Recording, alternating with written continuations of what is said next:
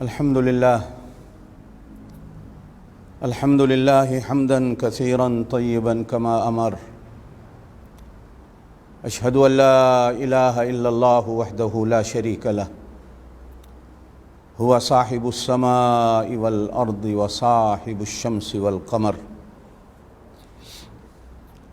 أما بعد، أعوذ بالله من الشيطان الرجيم. بسم الله الرحمن الرحيم. شهر رمضان الذي أنزل فيه القرآن هدى للناس وبينات من الهدى والفرقان. صدق الله العظيم. اللهم صل على محمد وعلى آل محمد كما صليت على إبراهيم وعلى آل إبراهيم إنك حميد مجيد.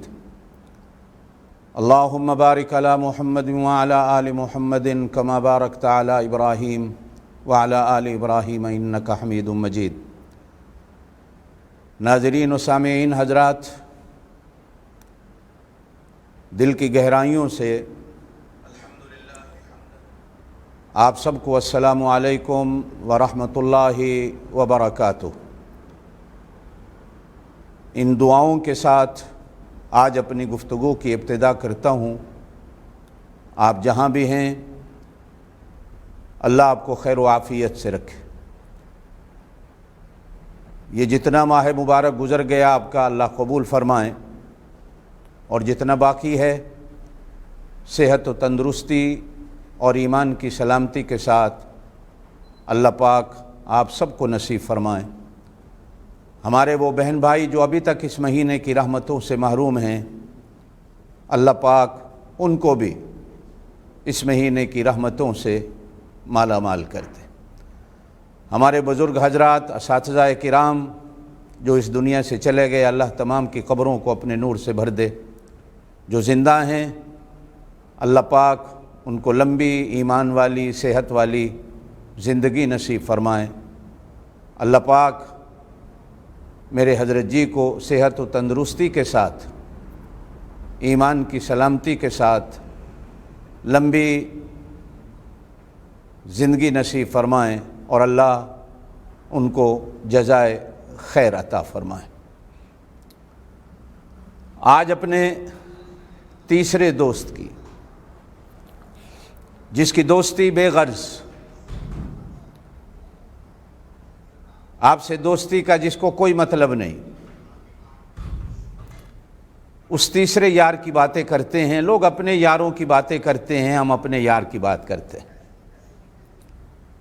اور دعا کیا کریں کہ جب تک زندگی رہے اللہ پاک انہی یاروں کی یاری کے سائے میں ہمیں زندگی گزارنے کی توفیق دے. تیسرے یار کا نام رمضان المبارک.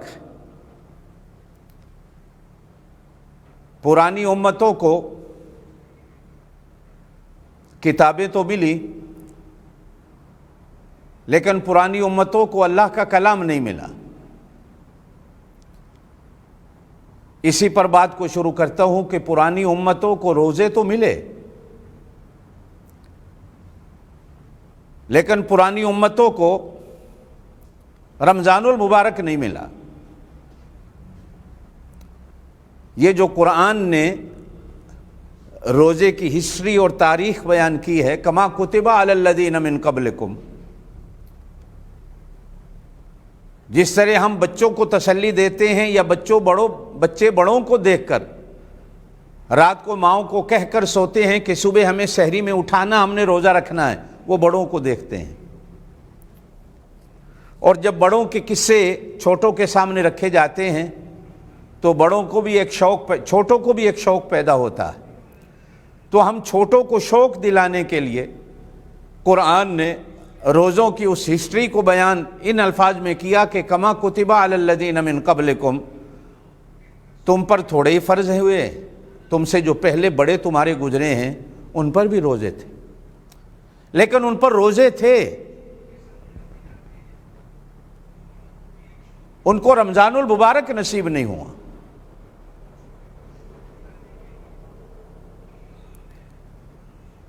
ایک اور بات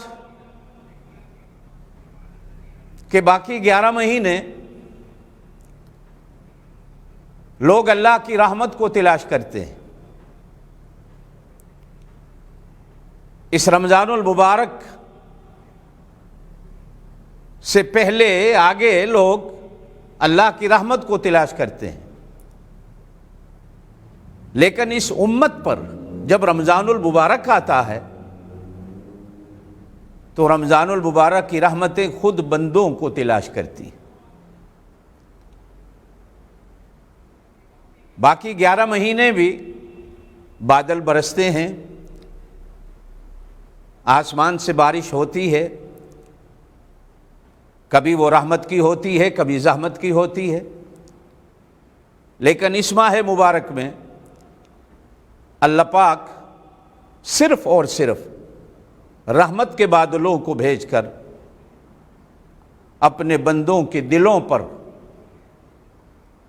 ان کے گھروں میں، ان کی زندگیوں میں، ان کے اخلاق میں، ان کے اٹھنے بیٹھنے میں، اوڑھنے بچھونے میں، چلنے پھرنے میں، کھانے پینے میں صرف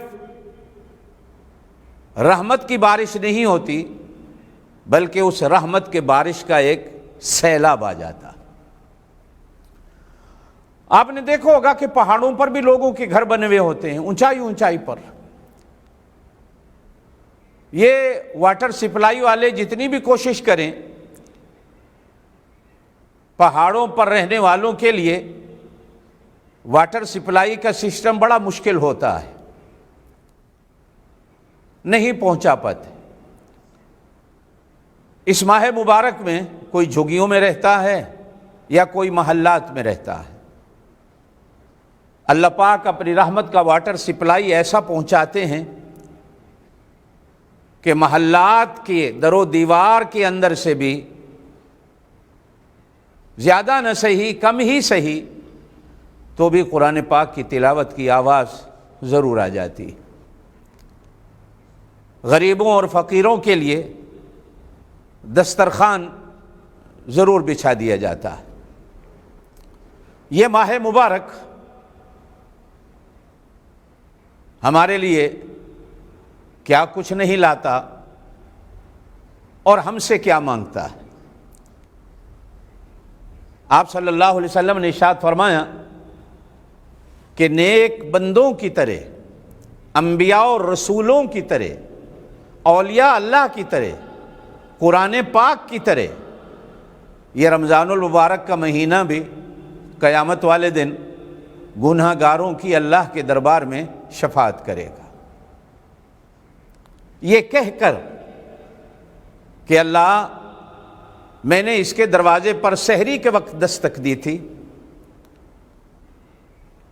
تھکے ہارے ہونے کے باوجود اس نے دروازہ کھول کر میرا استقبال کیا،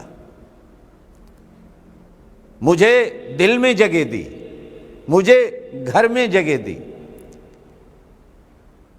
میرا ادب کیا، میرا احترام کیا،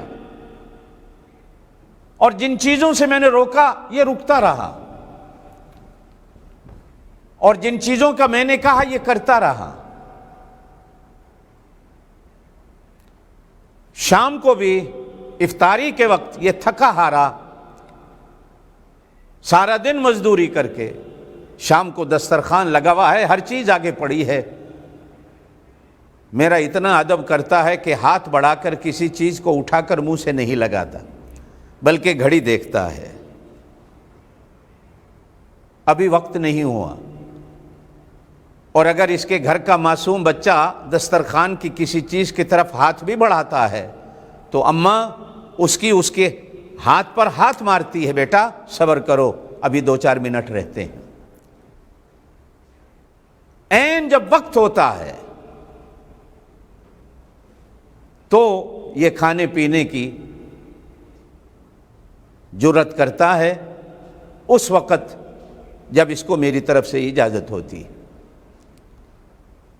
اس نے میری اتنی عزت کی، لہذا آج اللہ اس کی عزت کریے اور اس کو میری شفاعت پر جو تو نے انعام رکھا ہے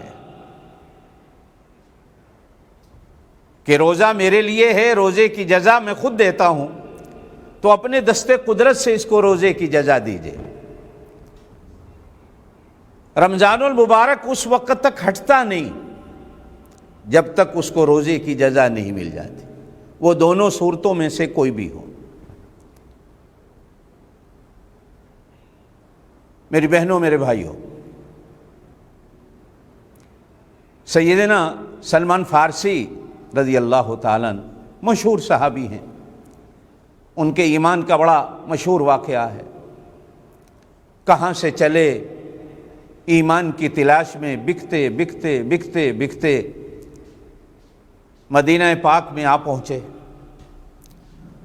آخر دیدار رسول صلی اللہ علیہ وسلم سے بہرہ ور ہوئے، ایمان کی دولت سے مالا مال ہوئے۔ آپ صلی اللہ علیہ وسلم کا اتنا تعلق نصیب ہوا کہ آپ صلی اللہ علیہ وسلم نے ایک بار ارشاد فرمایا کہ سلمان میری اہل بیت سے، یہ میری اہل بیت سے ہے۔ کتنا بڑا شرف ہے جو دربار رسالت سے صحابی ہونا اور ساتھ ساتھ اہل بیت میں سے ہونا، یہ دونوں فضیلتیں۔ بعض جگہ لوگ نجیب الطرفین کا ایک لفظ استعمال کرتے ہیں سید حضرات، تو میں اگر یوں کہوں کہ اصل نجیب الطرفین یہ ہے کہ دونوں طرف سے، اس ہاتھ میں بھی سعادت کا جھنڈا ہے، اس ہاتھ میں بھی سعادت کا جھنڈا ہے، یہ نجیب الطرفین ہے۔ صحابی بھی ہے اور زبان رسالت صلی اللہ علیہ وسلم سے اہل بیت ہونے کا بھی تمغہ، میڈل حضرت سلمان فارسی کو ملتا ہے۔ ان سے ایک مشہور حدیث ہے، حدیث کی کتب میں فرماتے ہیں خطبنا رسول اللہ صلی اللہ علیہ وسلم آخر یوم من شعبان، شعبان کے آخری دن تھے، رمضان المبارک کی آمد تھی۔ جس طرح استاد شاگردوں کو تیار کرتا ہے، بڑا چھوٹوں کو ترغیب دلاتا ہے، ماں باپ بچوں کی توجہ دلاتا ہے، تو ترغیباً آپ صلی اللہ علیہ وسلم نے مسجد نبوی میں صحابہ کرام کو خطبنا، ہمیں خطاب فرمایا۔ جمعے کا تو خطبہ ہوتا ہی ہوتا، اس کے علاوہ بھی کبھی کبھی رسول اللہ صلی اللہ علیہ وسلم خصوصی مناسبت اور خصوصی مواقع پر ترغیبی طور پر اور کبھی کبھی ترہیبی طور پر بھی آپ صلی اللہ علیہ وسلم صحابہ کرام کو خطاب فرماتے۔ موقع کی مناسبت سے باتیں ارشاد ہوتی، اور ایک بات میری ہمیشہ یاد رکھنا کہ اللہ کے پاک نبی کا خطاب اپنی طرف سے نہیں ہوتا، وہ اللہ کی طرف سے ہوتا۔ نبی جو بات بھی کرتے ہیں، بات اپنی طرف سے نہیں کرتے، وہ اللہ کی طرف سے کرتے ہیں۔ زبان بے شک نبی کی ہوتی ہے، لیکن زبان نبوت پر بولنے والا اللہ ہوتا ہے۔ اور خطاب زبان سے بھی اور دل سے بھی، اور آپ صلی اللہ علیہ وسلم اس دنیا میں سب سے بڑے دانا اور خطیب تھے۔ آپ صلی اللہ علیہ وسلم نے اپنی صفات کو بیان فرمایا، لیکن ساتھ ہی فرمایا کہ مجھے فخر نہیں، اللہ کی دین ہے، شکر ادا کرتا ہوں۔ فرمایا جوامع الکلم، کہ اللہ نے مجھے ایسا خطیب بنایا ہے کہ میں دریا کو کوزے میں بند کر دیتا ہوں۔ میری ایک چھوٹی سی بات ہوتی ہے، لیکن اس چھوٹی سی بات کے اندر حکمتوں کے دریا بہتے ہیں۔ اور یہی وجہ ہے کہ آج 1400 سال ہو گئے اس امت کے علماء ان دریاؤں میں غوطے لگانے میں لگے ہوئے ہیں، موتی ڈھونڈنے میں لگے ہوئے ہیں، لیکن آج تک پورے نہیں ہوئے۔ نئی سے نئی میرے اللہ کی شان بھی ایسی ہے، یسألہ من فی السماوات والارض کل یوم ھو فی شان، اور نبوت کی شان بھی یہی ہے کہ روزانہ سیرت مصطفیٰ پر، اخلاق مصطفیٰ پر، نبی کی گفتگو پر، نبی کی باتوں پر کتابوں کی کتابیں میدان میں اترتی ہیں، لیکن ابھی تک حق ادا نہیں ہو رہا۔ کہا جاتا ہے کہ ایک آدمی نے 40 سال لگا کر آپ صلی اللہ علیہ وسلم کی شان میں 40,000 شعر کہے، آخر میں کہا کہ ان کی صفت، ان کی ثنا ختم تو نہیں ہوئی، لیکن میرا قلم تھک گیا ہے، قلم تھک گیا ہے، میری فکر جو رسائی کی تھی وہ دم توڑ رہی ہے، لیکن ابھی تک ان کی صفات کا دریا ایسا موجوں میں ہے کہ نہ جانے اور کتنے آئیں گے، موتی ڈھونڈتے رہیں گے۔ جوامع الکلم، اللہ نے یہ مجھے صفت دی ہے کہ میری ایک بات کے اندر حکمتوں کے سمندر ہوتے ہیں، اس لیے قرآن نے نبی کو کریم کے ساتھ ساتھ حکیم کی صفت بھی دی ہے کہ اللہ پاک نبی کو نبوت کے ساتھ ساتھ حکمت سے بھی نوازتا ہے، اور نبی حکمت کا درس بھی دیتا ہے۔ حکمت کیا ہوتی ہے؟ یہ زندگی رہی تو پھر کبھی صحیح۔ ہاں، میں بات کرنا چاہتا ہوں، حضرت سلمان فرماتے قال خطبنا رسول اللہ صلی اللہ علیہ وسلم ایھا الناس۔ اچھا، یہ جملہ بڑا عجیب ہے، اور قرآن پاک میں جہاں رمضان المبارک کی عزت و عظمت کو بیان کیا گیا، روزے کی فرضیت کو بیان کیا گیا، تو وہاں کہا گیا یا ایھا الذین آمنوا، چونکہ وہاں روزے کی فرضیت کی بات تھی، اس لیے ایمان والوں سے بات تھی۔ یہاں رمضان المبارک کی اہمیت کو بیان کیا جا رہا ہے، یہاں رمضان المبارک کی عظمت کو بیان کیا جا رہا ہے، رمضان المبارک کی شان کو بیان کیا جا رہا ہے۔ معلوم ہوتا ہے کہ روزہ کوئی اور شان رکھتا ہے، رمضان المبارک کچھ اور شان رکھتا ہے، اس لیے پرانی امتوں کو روزے ملے، رمضان المبارک کو نہیں ملا۔ اس امت کے لیے سونے پہ سہاگا کہ اللہ پاک نے رمضان المبارک بھی دیا اور روزے بھی دیے۔ یا ایھا الذین آمنوا، وہاں ایمان والوں سے خطاب ہے۔ اچھا، مزے کی بات یہ ہے کہ باقی جتنی عبادات ہیں ان کو عبادت کے طور پر بیان کیا گیا ہے، اس کو اللہ کے حکم اور ایمان والوں کی اس ایمان والی صفت کے ساتھ بیان کیا گیا۔ یہ روزے کو باقی عبادات سے افضل بناتا، اور یہ جو حدیث ہے ایھا الناس، اے لوگو، قد اضلکم شہر عظیم،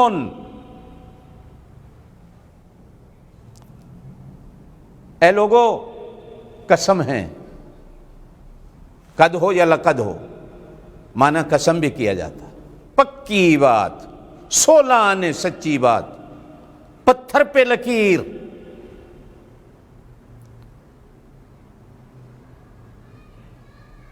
ایک بڑا مہینہ عظمتوں والا تمہارے سروں پہ سایہ کرنے والا۔ یہ جو سایہ ہوتا ہے نا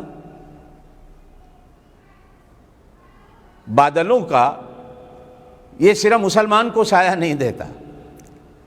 جو درخت کا سایہ ہوتا ہے، ٹھنڈی چھاؤں، وہ بھی صرف مسلمان کو نہیں ملتی۔ بارش جب برستی ہے تو کبھی یہ تمیز نہیں ہوتی کہ صرف مسلمان کو ٹھنڈک دینی ہے، دوسروں کو نہیں دینی۔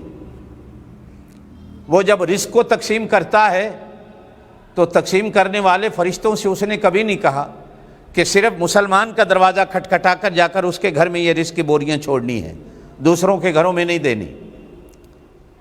یہ اس کے کرم کا سایہ ہوتا ہے، اس کے فضل کا سایہ ہوتا ہے، اس کی صفت خالقیت اور صفت رزاقیت کا ایک مظاہرہ ہوتا ہے کہ وہ سایہ کہتے ہیں ایک نوجوان کو شوق اٹھا دین سیکھنے کے لیے،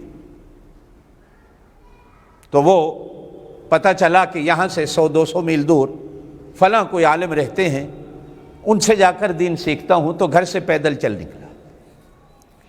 گھوڑا تھا نہیں، اونٹ تھا نہیں، اس زمانے میں یہ سواریاں تھی نہیں، پیدل چل نکلے، زیادہ راہ کو لیا اور چل پڑا۔ راستے میں چلتے چلتے ایک بڑے میاں بھی ساتھ مل گئے۔ کہا بیٹا کہاں جا رہے ہو؟ کہا بابا فلاں شہر میں جا رہا ہوں۔ آپ کہاں جا رہے ہیں؟ کہ جا میں بھی ادھر ہی رہا ہوں، لیکن تھوڑا پہلے میرا راستہ تبدیل ہو جائے گا، چلو دونوں کٹھے چلتے ہیں، گپ شپ بھی ہوتی جائے گی، سفر بھی گزر جائے گا۔ سفر میں اگر کوئی رفیق سفر ایسا مل جائے جو بندوں کو باتوں میں لگا دے تو سفر اچھا گزر جاتا ہے۔ اب جو دونوں چلے تو اللہ پاک نے آسمان کے ایک بادل کو بھی ان دونوں پر سایہ کرنے کا حکم دے دیا کہ یہ میرے بندے جا رہے ہیں، ان کے اوپر سایہ کرتے رہو تاکہ ان کو دھوپ نہ لگے۔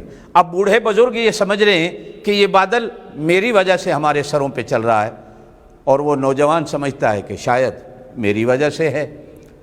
چلتے چلتے جب دونوں کا راستہ تبدیل ہوا، بڑے میاں نے راستہ رخ موڑا تو جدھر وہ نوجوان چل دیا تو بادل ادھر چل دیے۔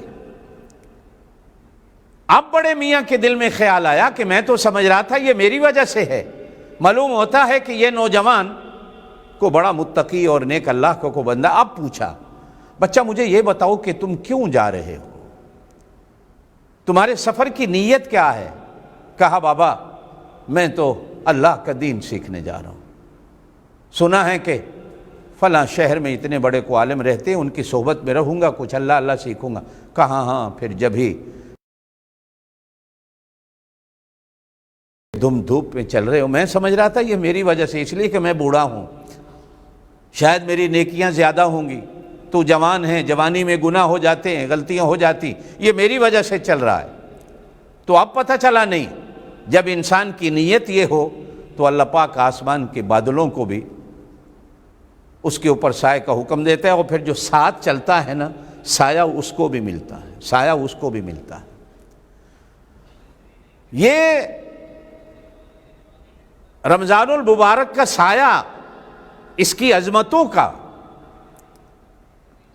یہ ایک بڑا عجیب ہے کہ یہاں حدیث میں جو جملہ ہے وہ ہے یا ایھا الناس، ہے لوگوں، جس میں ساری اولاد آدم، آپ صلی اللہ علیہ وسلم کی امت خاص بھی اور امت عام بھی شامل ہے۔ معلوم ہوتا ہے کہ اس مہینے کی اس تام اور عام رحمت کا حصہ کچھ نہ کچھ مسلمانوں کے ساتھ رہنے والوں کو بھی ملتا ہے۔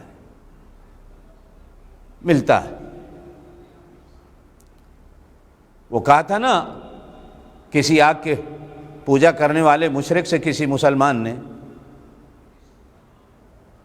کہ آؤ چھوڑو کتابوں کو، تو بھی آگ میں ہاتھ ڈال، میں بھی ڈالتا ہوں، جو سچا ہوگا آگ اس کے ہاتھ کو نہیں جلائے گی۔ تو آخر وہ آگ کا پجاری، وہ مشرک بتوں کا پجاری تیار ہو گیا، تو مسلمان نے اس کا ہاتھ پکڑ کر دیکھتی ہوئی آگ میں اپنے ہاتھ میں پکڑ کر ڈال دیا، تو جب نکالا تو نہ اس کا ہاتھ جلا ہوا نہ اس کا جلا ہوا۔ اب اس مسلمان نے حیران ہو کر اللہ سے بات کی کہ یا اللہ یہ کیا معاملہ ہے، آگ تو بنائی تو نے ان کے لیے اور اس کا ہاتھ جلا نہیں۔ تو ہاتف غیبی نے آواز دی کیسے جلاتا کہ اس کا ہاتھ جو تیرے ہاتھ میں تھا، اب اگر میں اس کے ہاتھ کو جلاتا تو تیرا بھی جلتا۔ اب مجھے شرم آئی کہ میرے نام لینے والے کے ہاتھ میں اس کا ہاتھ ہو۔ ایمان والو، یہیں پہ ایک ایمان کی بات کرتا چلا جاؤں، عقیدے کی بات کرتا چلا جاؤں۔ بھائی اگر کافر کا ہاتھ مسلمان کے ہاتھ میں آ جائے تو اللہ آگ کو حکم دے کہ اس کے ہاتھ کو جلانا نہیں، اور جس مسلمان کا ہاتھ نبی کے ہاتھ میں آ جائے، رسول کے ہاتھ میں آ جائے، اور نبی اور رسول کا ہاتھ اللہ کے ہاتھ میں ہوتا ہے، علماء نے لکھا ہے کہ اللہ نبی کے ہاتھ کی انگلیوں کو اپنے ہاتھ میں مضبوطی سے پکڑتا ہے، یہ اس کے تحفظ کا، حفاظت کا ایک ذریعہ ہے۔ اس لیے کہ جب ان بازاروں میں میرا نبی چلے تو میں اس کے ہاتھ اور انگلیوں کو اپنے ہاتھ میں رکھوں۔ دیکھیں آپ اور میں جب مارکیٹ جاتے ہیں تو چھوٹا بچہ ضد کرتا ہے کہ ابو میں بھی ساتھ جاؤں گا، آپ کہتے ہیں گھر رہو، وہاں رش ہوتا ہے، کیلے کے چھلکے پڑے ہوئے ہوتے ہیں، کہیں ایسا نہ ہو کہ تمہارا پاؤں کسی چھلکے پہ آ جائے، گر جاؤ، چوٹ لگ جائے، اور یا یہ بھی ممکن ہے کہ میرے ہاتھ سے تمہارے ہاتھ کی انگلی چھوٹ جائے اور تم بازار کے اس رش میں گم ہو جاؤ، تو کیا ہوگا؟ لیکن پھر بھی اماں سفارش کرتی ہے تو ابا بچے کا ہاتھ پکڑ کر بازار لے جاتا۔ ممکن ہوتا ہے کہ ہمارے ہاتھ میں بچے کا ہاتھ ہو اور وہ پھسل کے گر جائے، یہ ممکن ہے۔ اور یہ بھی ممکن ہے کہ بچہ ہمارے ہاتھ سے اپنا ہاتھ چھڑا کر کہیں بھاگ بھی جائے، یہ بھی ممکن ہے، اس لیے کہ ہمارا دھیان، ہمارا خیال ادھر ادھر ہو سکتا ہے۔ اور میرے اللہ کا دھیان، میرے اللہ کا خیال، جن کا ہاتھ اللہ کے ہاتھ میں ہو اور پھر جن کا ہاتھ نبی کے ہاتھ میں ہو، پھر اسی سنت کو زندہ کیا جاتا ہے کہ تم بھی اپنا ہاتھ کسی اللہ والے کے ہاتھ میں دے دیا کرو، اس لیے کہ یہ ہاتھ بھی وہی ایک طریقہ چلتا آ رہا ہے جو 1400 سال پہلے، 1400 سال سے چلا ہے، وہی چلتا آ رہا ہے۔ ہاتھوں میں ہاتھ دے دیا کرو۔ ارے دنیا آج اپنے مطالبات منانے کے لیے ہاتھوں میں ہاتھ دے کر سڑکوں پہ کھڑے ہو جاتے ہیں، لمبی لمبی قطاریں اور لائنیں لگا لیتے ہیں۔ تو اگر کوئی اللہ کے نیک بندوں کے ہاتھوں میں ہاتھ دے دے، نیک بندوں کی صحبتوں کو اختیار کر لے، بھائی اگر کافر کا ہاتھ مسلمان کے ہاتھ میں آتا ہے تو اللہ کافر کے ہاتھ کو نہیں جلاتے، تو جس کا ہاتھ نبی کے ہاتھ میں آ جائے، کچھ اللہ پاک آپ کو سوچنے کی توفیق دے دے۔ صحابہ کرام رضوان اللہ مجمعین کو تاریخ کے ورقوں پہ کبھی نہ پرکھا کرو۔ صحابہ کرام رضوان اللہ تعالی مجمعین کو ویسے تو ہمیں پرکھنے کی اجازت ہی نہیں، ہم کون ہوتے ہیں ان کے ایمان کو تولیں؟ ہمارا کیا حق ہے؟ ہمارا کیا حق ہے ان کے ایمان کو ہم تولتے پھرتے؟ ہاں اگر کبھی بات ہو بھی صحیح تو پھر قرآن کے ورقوں پر ان کے ایمان کو پرکھا کرو، تاریخ کے ورقوں پہ نہیں۔ تاریخ بندے لکھتے ہیں، قرآن میرے اللہ کی کلام۔ اور اللہ قرآن میں کہتا ہے والذین معہ اشداء علی الکفار، وہ کافروں سے لڑتے تھے، رحماء بینہم، آپس میں نہیں لڑتے تھے۔ اب تاریخ کچھ کہتی پھرے، آپ اللہ کے قرآن کی مانیے، تاریخ کے ورقوں کی کبھی نہیں مانیے، بلکہ ایسی تاریخ کو اپنے پاؤں کے تلے رکھ کر گزر جائیے کہ ایسی تاریخیں روندنے کے قابل ہیں، وہ ماننے کے قابل نہیں ہوتی۔ آئیے ایھا الناس، اے لوگو، قد اضلکم شہر عظیم، اس جملے پہ غور کرو، شہر عظیم،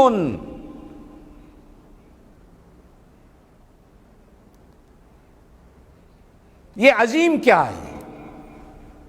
اچھا یہاں بھی عظیم سے پہلے شہر ہے، قرآن پاک میں بھی رمضان سے پہلے شہر ہے۔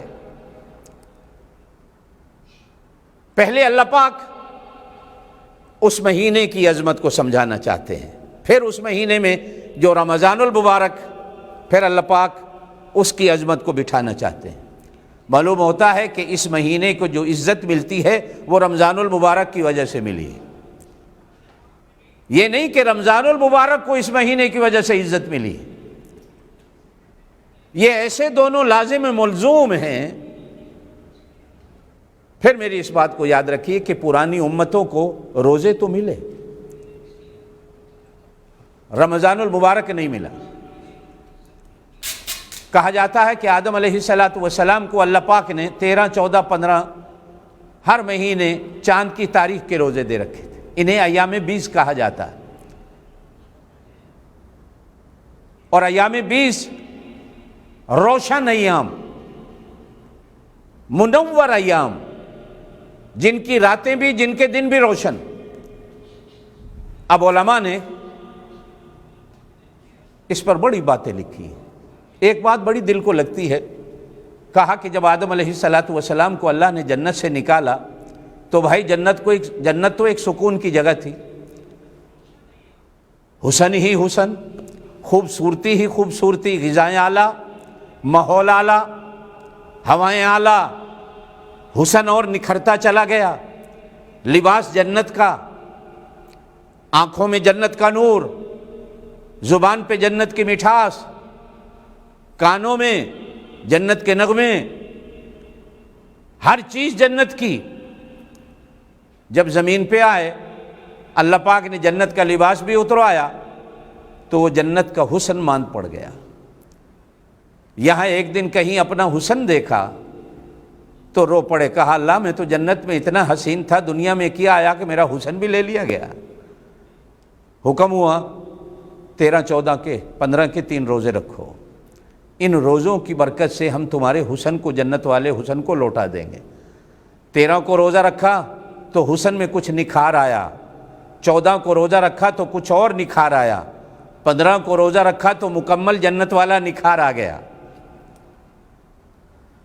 یہ مہینہ رمضان المبارک کا جس میں ہمیں روزے ملے، یہ صرف وہی جانتا ہے جس کی اللہ دل کی دنیا کو آباد کر دے، کہ روزوں سے پہلے آپ اپنے حسن کو دیکھ لیں، وزن کو دیکھ لیں، چل چلاؤ کو دیکھ لیں، اور جو روزے رکھنے والا ہے وہ روزوں کے بعد بھی شیشے کے سامنے کھڑا ہو کر اپنے حسن کو دیکھ لے، اپنے چل چلاؤ کو دیکھ لے۔ اور حسن جو ہوتا ہے نا وہ صرف ظاہری نہیں، وہ دل کا بھی ہوتا ہے، اس لیے کہ انسان صرف ظاہر کا نام نہیں، دل کا بھی نام ہے۔ 2 چیزوں کا نام انسان ہوتا ہے، وجود کے ساتھ روح بھی، دل بھی ہوتا ہے۔ روزہ رمضان المبارک دونوں کو حسین کر دیتا، اور جس کا چہرے کے ساتھ ساتھ حسن بھی حسین، دل بھی حسین ہو جائے، اندر بھی حسین ہو جائے، وہ نور علی نور بن جاتا۔ اسی پر ایک بات یاد آئی کہ آج کل بازار میں کریمیں آ گئی اپنے چہرے کو حسین و جمیل بنانے کے لیے۔ لوگ سمجھتے ہیں کہ گورا رنگ یہ حسن و جمال کی نشانی ہے، کس نے کہا پتہ نہیں۔ اب کریمیں آ گئیں، 3 4 کریمیں مل گئیں، منہ پہ لگاؤ، اب منہ تو سفید آپ کا ہو گیا، لیکن ہاتھ پاؤں بتاتے ہیں یہ کریم والا حسن ہے اور یہ کریم والا جمال ہے، پتہ چل جاتا ہے۔ رمضان المبارک کے روزے کی وجہ سے بھی جس کا اندر اور باہر حسین ہوتا ہے وہ دیکھنے والے کو اس کا بھی پتہ چل جاتا ہے۔ جب ہم عید کی نماز پڑھاتے ہیں نا تو بحمدللہ عید والے دن ہر چہرے کو دیکھ کر پتہ چل جاتا ہے کہ رمضان المبارک کا حسن کس کے چہرے پہ ہے اور کس کے چہرے پہ نہیں ہے، یہ پتہ چل جاتا ہے۔ یہ تجربے کی چیزیں ہیں، یہ بزرگوں سے سیکھنی پڑتی ہے۔ بزرگان دین نے لکھا ہے کہ جب آدمی سجدے میں جاتا ہے تو خون الٹ ہوتا ہے، یہ گردش کرتا ہے۔ میری بیٹیوں کو اگر پتہ چل جائے کہ سجدے کی وجہ سے اللہ پاک چہرے کو کتنا خوبصورت کرتا ہے تو یہ ساری رات مصلی نہیں چھوڑیں گی، اور چھوڑنا بھی نہیں، یہ تجربہ کر کے دیکھ لیجئے۔ آپ کریموں کو اٹھا کر کچرے میں پھینک دیں گے، یہ نیچے کا خون آپ کے چہرے میں، ماتھے میں آتا ہے۔ جتنے لمبے سجدے کرنا شروع کر دیں، آپ آزما کے دیکھ لیں، شرطیہ علاج۔ وہ دکاندار ریڑی والا کہتا ہے نا، شرطیہ میٹھے خربوزے۔ اب یہ تو گھر لے جائیں گے تو پتہ چلے گا کہ میٹھے ہوں گے کہ نہیں میٹھے ہوں گے، لیکن یہ علاج تو علاج نبوی ہے صلی اللہ علیہ وسلم۔ خون گردش کرتا ہے، الٹتا ہے، پلٹتا ہے، نیچے آتا ہے، اوپر جاتا ہے، اسی سے انسان کا حسن و جمال بنتا ہے۔ ایھا الناس، اے لوگو، قد اضلکم شہر عظیم۔ آئیے اس عظیم کا معنی کرتے ہیں۔ عظیم کیا ہے؟ اس مہینے کا جو یہ نام اللہ کے رسول صلی اللہ علیہ وسلم نے بیان کیا نا، اپنے اندر یہ بھی حکمتوں کے دریا رکھتا ہے۔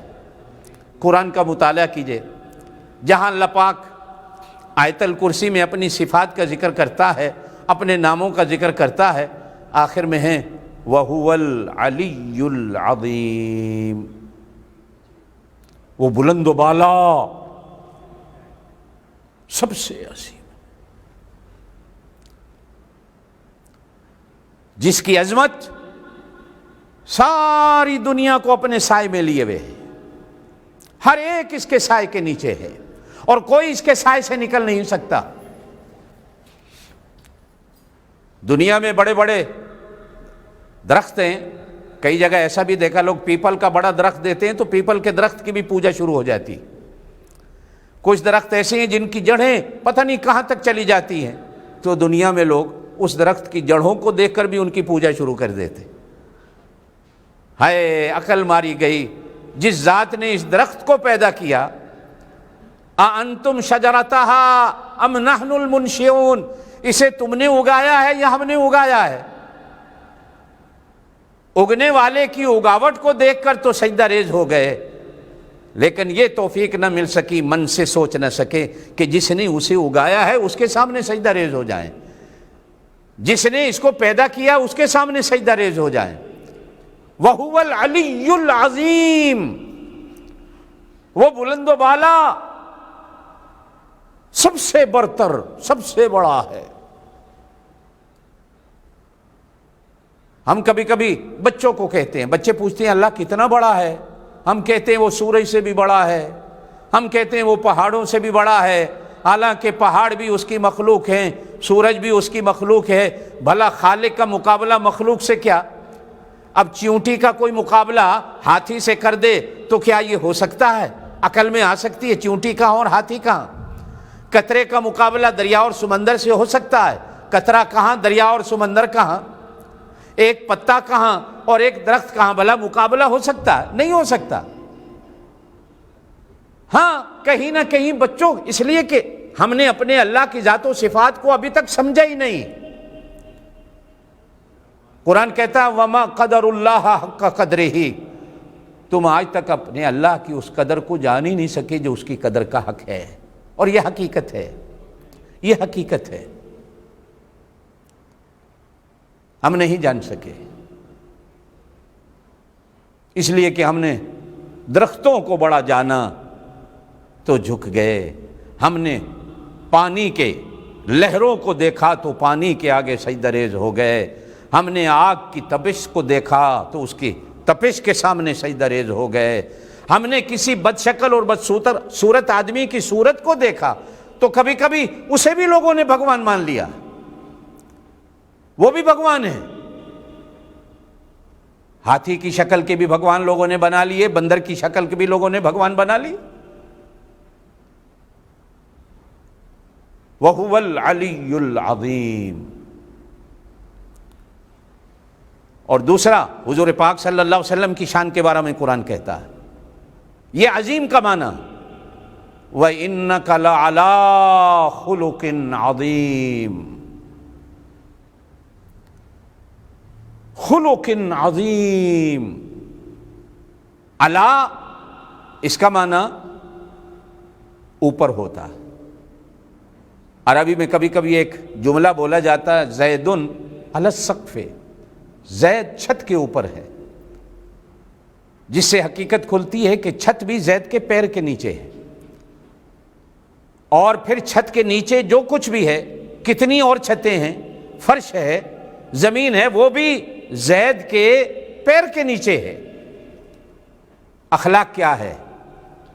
آپ صلی اللہ علیہ وسلم کو اللہ کہتے ہیں میرا نبی تو اتنا بلند و بالا ہے کہ اخلاق کی پوری کتاب، اخلاق کی پوری دنیا، اخلاق کے آسمان، اخلاق کا سورج، چاند ستارے سارے تیرے پیروں کے نیچے، سارے تیرے پیروں کے نیچے۔ ان فرعون العلا فی الارض، وہ کہا کرتا تھا ساری زمین میرے پیروں کے نیچے ہے، میں زمین کے اوپر۔ مصر میں آج بھی فرعون کی کرسی پڑی ہے، فرعون کا وجود بھی ہے عجائب گھر میں۔ میں 1981-82 میں گیا تھا، دیکھا آج بھی کرسی موجود ہے، جہاں پاؤں رکھنے کی جگہ ہے وہاں سونے کی پلیٹیں لگی ہوئی، اور وہ ظالم اتنا تھا کہ ان سونوں کی پلیٹوں کے اوپر بھی حضرت موسیٰ علیہ السلام کا نام لکھایا ہوا تھا کہ دیکھو موسیٰ بھی میرے پیروں کے نیچے ہے، نعوذ باللہ۔ وہ کہا کرتا تھا ہر چیز میرے پیروں کے نیچے ہے۔ اللہ کا معنی یہ ہوتا ہے، کہا وَإِنَّكَ لَعَلَىٰ خُلُقٍ عَظِيمٍ۔ یہ جو اخلاق کی کتاب ہے نا، یہ ساری کی ساری تیرے پیروں سے نکلتی ہے۔ یہ پیار اور محبت کی دنیا میرا محبوب تیرے پیروں سے نکلتی ہے، تیرے پیر صرف پیر نہیں، یہ تو خیر کی نہریں اور خیر کے دریا ہیں۔ ہم نے تو ساری خیر کی نہروں اور دریاؤں کو بھی تیرے جوتوں کے نیچے سے بہا دیا ہے۔ عجیب بات، عجیب چیز ہے یہ۔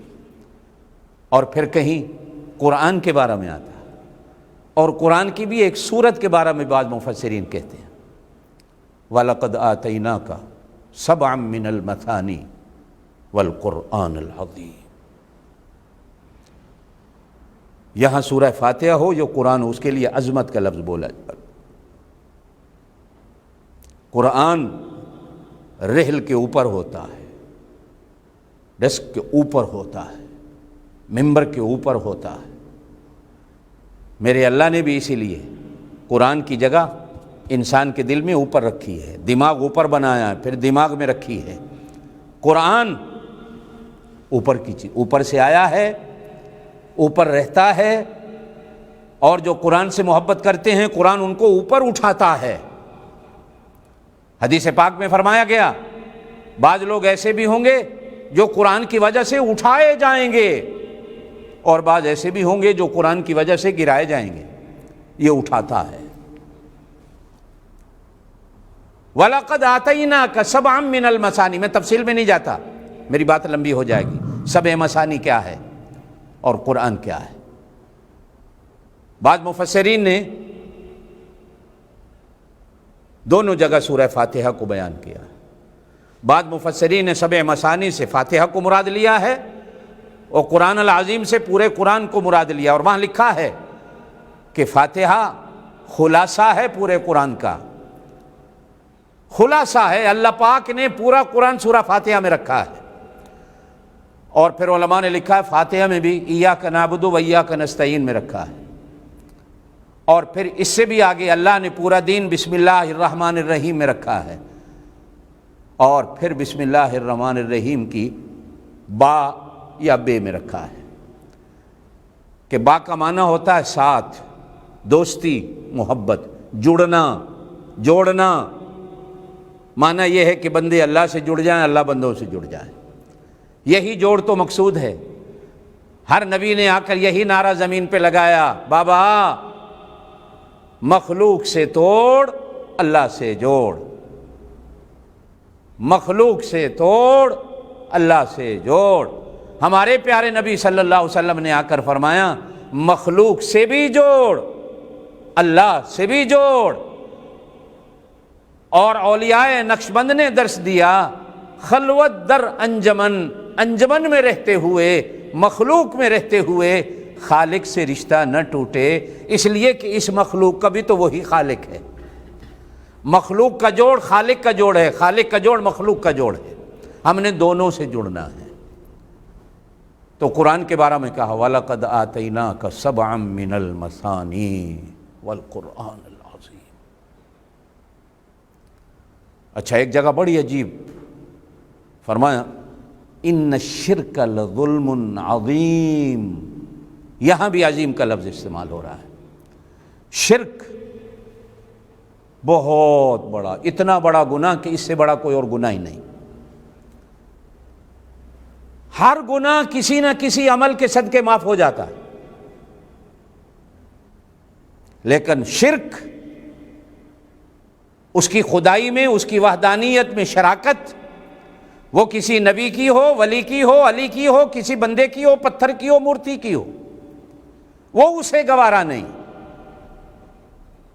یہ اس کی غیرت کا سوال آ جاتا، اور وہ رحمتوں کے دریاؤں کی طرح غیرت کے دریا کا بھی خالق و مالک ہے، اور وہ غیرتوں کا بھی سمندر ہے، اور وہ غیرت کو بھی پیدا کرنے والا ہے۔ 100 حصے غیرت کے جب اس نے بنائے تو 99 حصے غیرت کے اس نے اپنے پاس رکھے، اور ایک حصہ غیرت کا اس نے پوری دنیا کی انسانیت کو بانٹا۔ ان الشرک لظلم عظیم، شرک سب سے بڑا گناہ ہے، سب سے بڑا گناہ، اس سے بڑا کوئی اور گناہ نہیں۔ آئیے، ہو سکتا ہے اب آپ کے دماغ میں آ گیا ہو، حضرت سلمان فارسی رضی اللہ تعالیٰ عنہ فرماتے ہیں قال خطبنا رسول اللہ صلی اللہ علیہ وسلم فی آخر یوم من شعبان، شعبان کے آخری دن تھے، آپ نے ہمیں واعظ فرمایا، ہمیں خطبہ دیا، خطاب کیا، یہ سارے معنی کر سکتے ہیں۔ ایھا الناس، اے لوگو، قد اضلکم شہر عظیم، سب سے بڑا عظمت والا مہینہ، جس سے زیادہ اللہ پاک نے کسی مہینے کو عظمت نہیں دی۔ اچھا، مزے کی بات یہ ہے کہ قرآن نے جہاں 12 مہینوں کا ذکر کیا، وہاں کہا کہ 4 مہینے عزت والے ہیں۔ ان 4 مہینوں میں رمضان المبارک کوئی نہیں۔ رجب، ذی القعدہ، ذی الحج، محرم، یہ 4 مہینے منہا اربعۃ حرم، یہ حرمت والے ہیں، یہ عزت والے ہیں، ان میں رمضان المبارک کا ذکر نہیں۔ اچھا، بعض اکابرین کے نزدیک ربیع الاول کا مہینہ، جس مہینے میں آپ صلی اللہ علیہ وسلم کی ولادت ہوئی ہو، وہ مہینہ تو ان سب مہینوں سے زیادہ عزت و عظمت والا ہونا چاہیے تھا، لیکن وہ مہینہ بھی ان 4 مہینوں میں بیان نہیں، وہ 4 مہینے الگ ہیں۔ یہاں بزرگان دین نے حکمت لکھی کہ عزت اور ہے، عظمت اور ہے۔ بڑا ہونا، یہ درخت بھی تو ایک بڑا ہوتا ہے، کسی کا گھر بہت بڑا ہوتا ہے، بنگلہ بہت بڑا ہوتا ہے، کوٹھی بڑی ہوتی ہے، کس کی حکومت بڑی ہوتی ہے، جیسے کہا گیا برطانیہ کی بڑی حکومت تھی، یا چھوٹی چھوٹی حکومتوں والے بھی اپنے آپ کو پتہ نہیں کیا سمجھتے ہیں، جیسے ہمارے ہاں والے ہیں، اپنا ملک سنبھلتا نہیں، چودھری بن کر دوسرے کے گھروں میں جا بیٹھتے ہیں کہ ہم تمہاری صلح کرانے آئے ہیں۔ کوئی پوچھے بھائی پہلے اپنے گھر کو تو سنبھال لو۔ ایک آئی، دوسری آئی، وہ نہ سنبھل سکی تو پتہ نہیں اور کتنی آئیں گی، ان کو کون سنبھالے گا؟ اب بھائی اپنی حدود کے اندر رہو جو اللہ نے تمہیں حد دی ہے۔ یہ بڑا، کوٹھی بھی بڑی ہوتی ہے، بنگلہ بھی بڑا ہوتا ہے، کوئی بندے بڑے لمبے ہوتے ہیں، درخت لمبے ہوتے ہیں، کیا یہ بڑا ہونا ان پر بھی یہ جو قرآن عظمت کا لفظ بیان کرتا ہے فٹ ہوتا؟ عزت اور چیز ہے، عظمت کچھ اور ہوتی ہے۔ ہاں، عزت میں بھی عظمت ہے، عظمت میں بھی عزت ہے، کہیں کہیں یہ دونوں ایک دوسرے کا خیال کرتی ہیں، لیکن عظمت یہ تو میرے اللہ کی صفت ہے، میرا اللہ عظیم ہے، عزت بھی اس کی صفت ہے، وہ بھی اسی کی پیدا کردہ چیز ہے، لیکن عظمت عزت سے بڑی ہوتی ہے۔ قد اضلکم شہر عظیم، ایسا عظمت والا مہینہ کسی قوم کے پاس نہیں۔ اچھا، یہ بھی یاد رکھیے گا، کسی قوم کے پاس نہیں۔ چیت، بیساکھ، جیٹھ، ہاڑ، ساون، بھادو، وسو، کتے، مگر، پوما، پھگن، جنوری، فروری، مارچ، اپریل، مئی، جون، جولائی، اگست، ستمبر، اکتوبر، نومبر، دسمبر، ان میں کون سا مہینہ ہے؟ کہنے کو کہہ دیتے ہیں کہ 25 دسمبر حضرت عیسیٰ کی پیدائش کا دن ہے، لیکن غلط ہے۔ جنوری کو پہلا مہینہ رکھا گیا، عظمت کوئی نہیں سامنے آئی کہ کیوں رکھا گیا۔ دسمبر کو 12واں مہینہ دیا گیا، عظمت کوئی نہیں کہ کیوں دیا گیا۔ ان کے کیلنڈر کا ہر مہینہ اپنی منزل پہ کھڑا ہے، اسلام کے کیلنڈر کا ہر مہینہ والشمس تجری لمستقر لہا، جس طرح چاند اور سورج چلتا ہے، اللہ پاک اسی طرح مہینے کو چلاتا رہتا ہے، یہ چلتا رہتا ہے۔ چلنے والا پانی پاک ہوتا ہے، کھڑے ہونے والا پانی کبھی کبھی پلیت ہو جاتا ہے۔ پیچھے کوئی بندہ پیشاب کرتا بھی نظر آئے چلتے ہوئے پانی میں تو بھی حکم ہوتا ہے چلتا ہوا پانی پاک ہے، اس سے غسل بھی کر لو، اس سے وضو بھی کر لو۔ یہ چلنا بھی بڑی عجیب شے ہے۔ بس اللہ پاک دعا کریں اللہ ہمیں بھی چلتا رکھے، اللہ پاک ہمیں چلتا رکھے۔ ہم نے کسی ایک جگہ پہ بیٹھ نہیں جانا، بیٹھنا نہیں. تو دوسری قوموں کے، چائنیز قوم کا بھی کیلنڈر ہے، لیکن وہ بڑا عجیب ہے. کوئی مہینہ کتے کا ہے، کوئی مہینہ سور کا ہے، کوئی باندر کا ہے، کوئی چوہے کا ہے، کوئی کسی اور چیز کا ہے، کوئی کسی اور چیز کا ہے. کسی مہینے میں عظمت نہیں. اسلام نے مہینوں میں سے 4 مہینوں کو تو عزت دی، لیکن ایک مہینے کو عظمت بھی دی اور عزت بھی دی. اور جو بندہ عظمت والے مہینے سے جڑ جاتا ہے، اللہ پاک اس کو بھی عزت دیتا ہے، اس کو عظمت بھی دیتا.